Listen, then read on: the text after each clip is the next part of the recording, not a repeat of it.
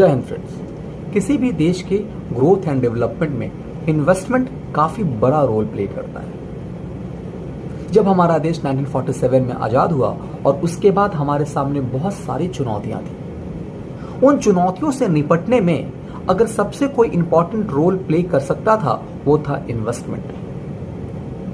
लेकिन इन्वेस्टमेंट यूं ही तो होता नहीं है। इन्वेस्टमेंट के लिए आपको कैपिटल चाहिए और हमारा देश अभी तुरंत 1947 में आजाद हुआ और उस टाइम में हमारे पास उतने पैसे थे नहीं कि हम बहुत सारे पैसे अपने देश में इन्वेस्ट कर सके। किसी भी देश में इन्वेस्टमेंट के लिए कुछ चीजों की जरूरत होती है। सबसे पहला चीज है कैपिटल। दो तरह के कैपिटल होते हैं, एक है डोमेस्टिक कैपिटल, दूसरा है फॉरेन कैपिटल।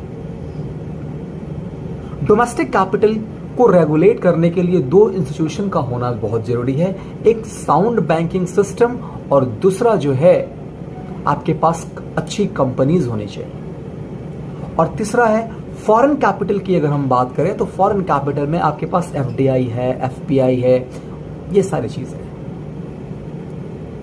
फॉरेन कैपिटल की तरफ हम जा नहीं सकते थे क्योंकि तुरंत हम अंग्रेजों के शासन से आजाद हुए। हमारे देश के जो लीडर्स थे उस टाइम इस बात को लेकर के काफी कॉशियस थे।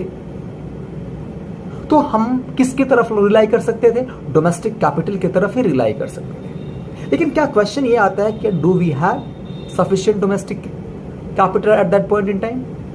Definitely not. We don't have sufficient domestic capital at that point in time. तो क्या करेंगे फिर? जो भी है उसको प्रॉपर यूटिलाइज करेंगे, जो भी है उसको प्रॉपर यूज करेंगे। और इस सिलसिले में हमारी भारत सरकार ने दो चीजों का एस्टैब्लिशमेंट करना शुरू किया, एक था कंपनी और दूसरा था साउंड बैंकिंग सिस्टम। और दोनों मिलकर के भारत देश में इन्वेस्टमेंट का काम शुरू किया।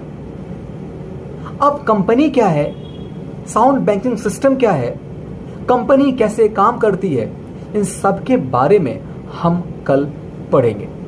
तब तक के लिए जय हिंद दोस्तों।